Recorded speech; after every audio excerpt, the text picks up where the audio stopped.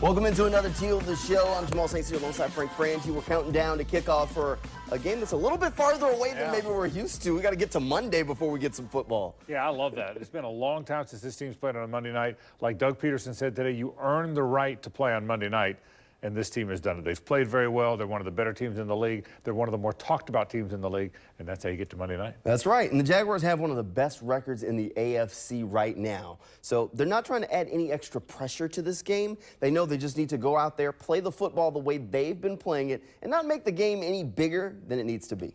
You know, one of the things that I'm going to keep talking to these guys about is just controlling emotion, you know, just staying in the moment, obviously.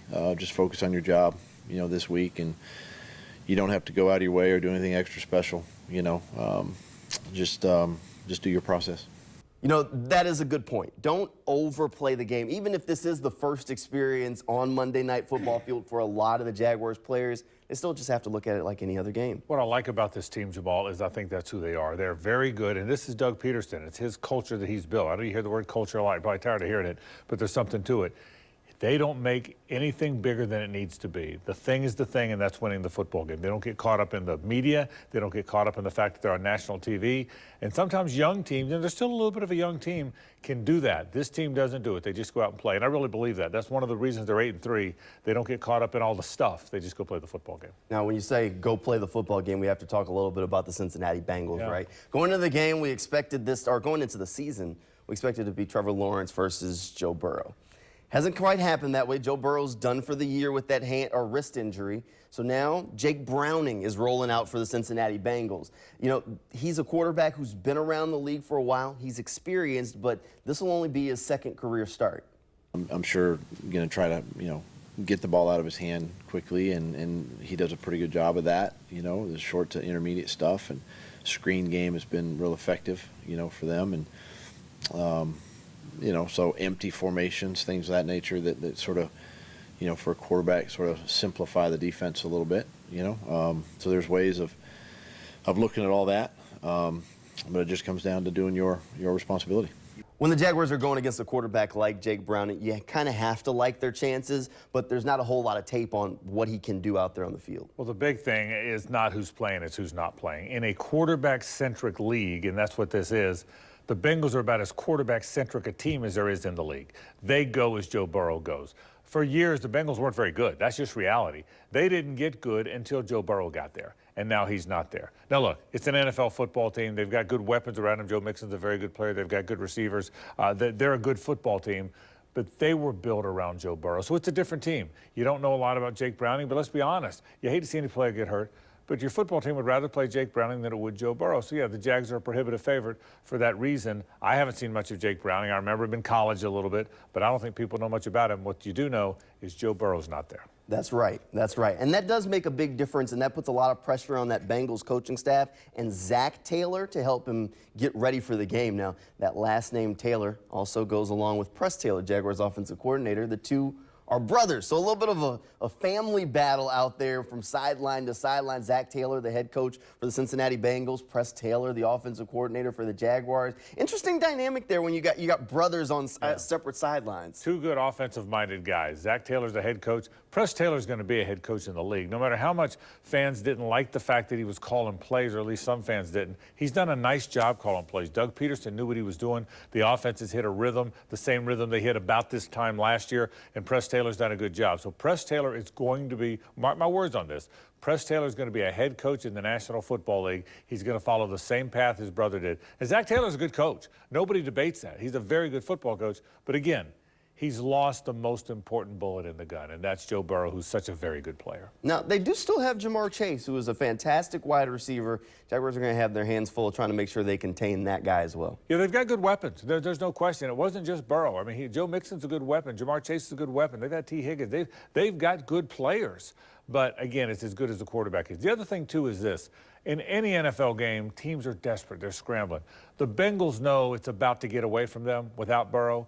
So they're going to be playing like their back's really against the wall. So you're going to get everything the Bengals have. Make no mistake about this. I don't think the Bengals are good enough without Burrow to come to Jacksonville in prime time and beat the Jaguars. But I do think you're going to get everything they've got. That means trick plays. That means a little bit of a different look. Whatever they possibly can do to win the game, you're going to get their best effort, no doubt about it.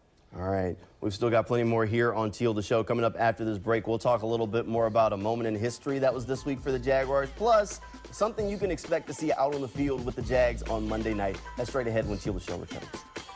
It's my pleasure to announce that the membership has selected Jacksonville as the 30th NFL club.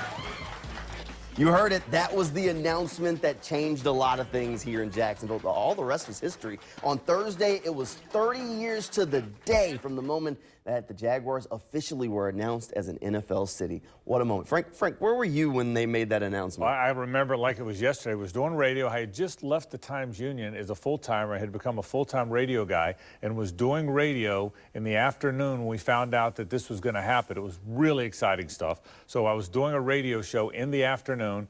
We were jumping on tables. We were at this sports bar. Everybody was going crazy. The place was packed. It was the celebration of all celebrations. So I remember like it was yesterday. The very next day, I was at Channel 4 talking about the impact. I was one of the guests on a Channel 4 show talking about the impact of it. So the day it happened, I was doing a radio show at a local sports bar. One day later, I was right here at Channel 4 talking about it. It was a big deal the whole weekend. I think we partied and celebrated all weekend long. It was a magical moment for this city. It really was. See, it's literally full circle That's for right. Frank. He was here a day later, Yep. a rich first time, and you're here a day later this There you go go. around. Perfect Exactly time, right. and it's just how we planned it, right? All right, this week around the NFL, it's My Cause, My Cleats week as well. So each year you get to see players and coaches represent different things on their shoes out there on the field, things that are close to their heart. The shoes are worn, then they're auctioned off to raise money for the charity that's represented on the shoes. Doug Peterson has wearing his brother's name on his shoes this week, and he did the same thing a year ago. Pancreatic cancer is what he's representing. Doug Peterson says this is a cause that is very close to his heart and a moment that he looks forward to each year. And obviously with pancreatic cancer and what we went through with my brother a couple years ago, and it's just it's near and dear to us as a family and to me, and it's a great way to honor him and his legacy and memory, and at the same time support a really good cause. Is this an opportunity you look forward to each year? I do. In years past, you just sort of try to figure out what you want to do or support, and everybody has a little bit of this and that, I guess, but for me, it's obviously personal, having gone through it, and it makes it more special. It's great when you get to see that kind of part of the coaches and players, something that they care about, something close to them, as close as that from Doug Peterson, sharing a little piece of himself and a chance to really represent his brother out there on the field. I think that's so special. I think football players are special people, and they're real people, and stuff really matters to them. I lost a half-brother to pancreatic cancer, so I certainly understand that. Now, not a brother I was raised with like Doug was, but more importantly than that, to just one instance or a second instance, it means so much to so many players, so many coaches. You heard Doug. That was a big deal to Doug. He's a family guy. Some of these other players have their causes. I love this, Jamal. I love the fact that we talk so much about football and winning the football game and how important it is to make first downs and score touchdowns. Well, sometimes it's important to reach out and talk about what's in your heart and what really matters to you. I love the fact that the league does this, and I love the way the Jags go about it. All right, let's get back to the game. It's that time of the show. Jaguars playing the Bengals. Do you think they walk out winners on Monday Night Football? I do. I think the Jags are better than the Bengals. I've said this from the minute we started Teal the Show back in the summer. The Jags have one of the best teams in the league. They're 8-3. It's hard to be 8-3. They've won 7 out of 8. How many times do you win 7 out of 8 in this league? That's how good they've been after a little bit of a tough start. They've got one of the best teams in the league. I don't think the Bengals, without Joe Burrow, have a particularly good team. They're a great franchise, and they do a good job. And Zach Taylor's a good coach, and there are some weapons. And they're going to be playing as a desperate football team, so they're going to hang around in this game for a while. But they're not as good a team without their quarterback. The Jags have one of the best teams in the league. The Jags, I think, are going to beat the Cincinnati Bengals on Monday night. I'm with you. I think the Jaguars walk away with a win. Look, without Joe Burrow, the Cincinnati Bengals just aren't the same team. It's like we talked about early in the show. Jaguars should be able to put the league on notice a little bit, have a big convincing win on Monday Night Football, biggest platform there is. So it should be a good, fun night. And night games at the bank, they're just always just a little bit different. They mean a lot more, and it's always fun there. All right, when we agree, I always come with something else for you. Yes, I'll have something else. All right, Josh Allen has had a fantastic season.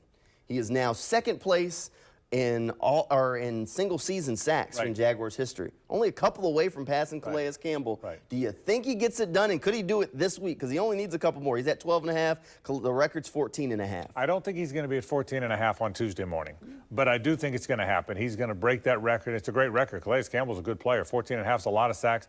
I think he's going to go well past it. They have 6 more games to play. He affects the pocket so much, I think that's going to happen. The Jags are going to continue. If you look at their schedule, I think, Jamal, they're going to continue to be ahead of teams. When you're ahead of teams is when you get sacks because the other guy has to pass all the time.